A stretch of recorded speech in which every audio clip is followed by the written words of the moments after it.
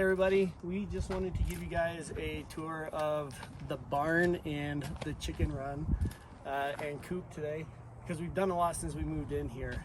And oh man.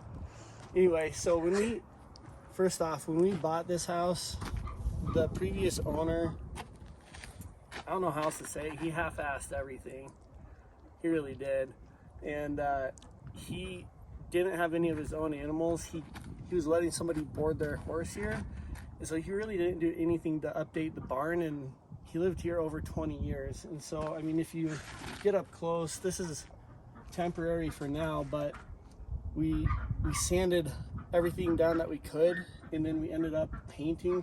We put 2 coats of paint on here, so even though it doesn't look good, it's at least now waterproof again and should last us a while longer until we can afford to completely re-side this entire thing. But we'll show you guys some before and after of what it looked like before, just the terrible shape it was in, and then what we're looking at now. But come this way, we've got a tack room. We'll show you guys the tack room another time. It's full of just junk and mice and rats, and if you know of a good barn cat, let us know, because we could definitely use a barn cat. But basically before, it was just this rickety fence, and the previous owner's chickens, because they did such a poor job building it, they would stick their heads through the fence and coyotes would come and rip their heads off and leave the bodies there at night. So we wanted to make sure that wasn't going to happen to our chickens and ducks. And so the very first thing that we did was we ripped out everything that was here before, and then we built up this retaining wall.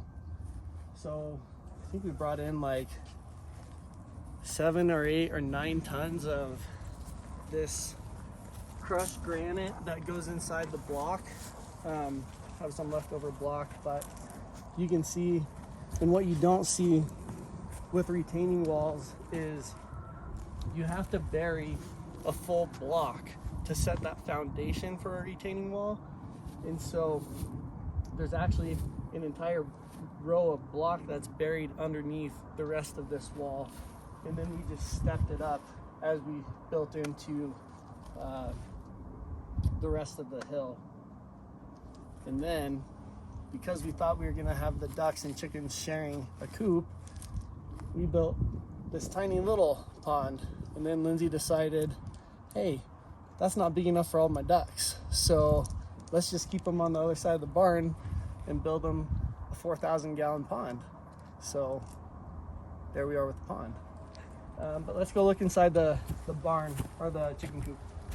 For anybody wondering, this is called hardware cloth, and it's not the cheapest, but because it's only 1/2 inch by 1/2 inch squares, no chance that a predator is going to get through it. And the other thing that we did to help predator proof the whole thing is this goes down and it actually goes underneath these wall caps, so completely secure that way. This is the fluffy butt hut, in case you were wondering. I'll just put this up here for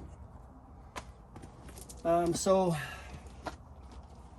we built this entire coop from scratch as well. I'm definitely not a carpenter, so this thing is far from perfect, but it's mostly square. Anyway, they say for chickens you should have what, like 2 to 3 square feet per chicken. So we went way beyond that, and this is roughly, come inside so we can get more chickens. This thing is roughly 12 by 12, and so we've got about 144 square feet. There's Pink saying hi to you. They're taking their dust bath over here. That's Ariana. That's Ariana. You can see we've got some roosting bars for them. Eventually we're going to put some like swings and stuff up in here, but right now we're trying to focus on the other projects we have.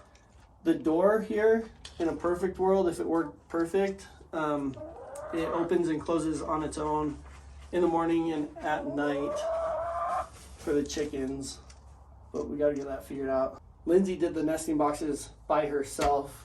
She crushed it on those, and The chickens have mostly been laying in there, but we found some other places that they like to lay.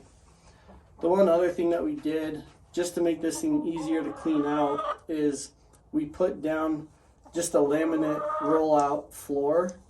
So there's actually laminate underneath all the shredded paper and the hay. And usually we would have hay in here or like wood chips, but we bought some of the shredded paper for the guinea pigs, and they are the stinkiest little rodents ever, and it didn't work for them. They just annihilated it. So now the chickens get the shredded paper for now, and then when that's done, we just scoop it all out and then compost it. So it's kind of nice to use that again, so we don't have to waste it. And then the chicken poop ends up being really good fertilizer, since it's high in nitrogen, and that's what the garden needs. so the one other feature that we saw from some other people that raise chickens is access to the nesting boxes from the outside. So we just have a couple little latches here that if you open those, you have perfect access to the nesting boxes to grab the eggs, which is super nice. You don't have to go in and get chicken poop all over your shoes. You can just come around the side and grab the eggs.